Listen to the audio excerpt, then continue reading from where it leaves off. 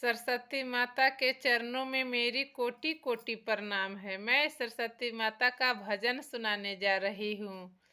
हे सरस्वती माता, जितना भी दर्शके देख रहे हैं सभी को इच्छाएं पूरी करना माँ। मैं सरस्वती माता का भजन सुनाने जा रही हूँ। पूरा वीडियो सुनिएगा ध्यान से।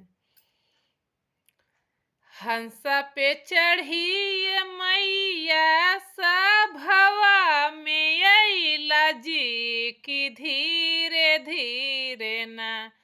हंसा पे चढ़ी ये मैया सभवा में अइला जी की धीरे धीरे ना।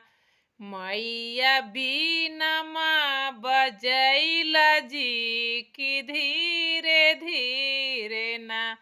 मैया बीना माँ बजैला जी की धीरे धीरे ना।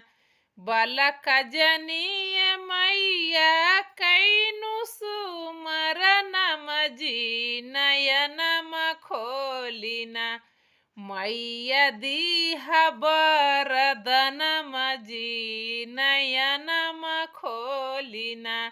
मैया दीहा बरदनम जी नयनम खोलिना।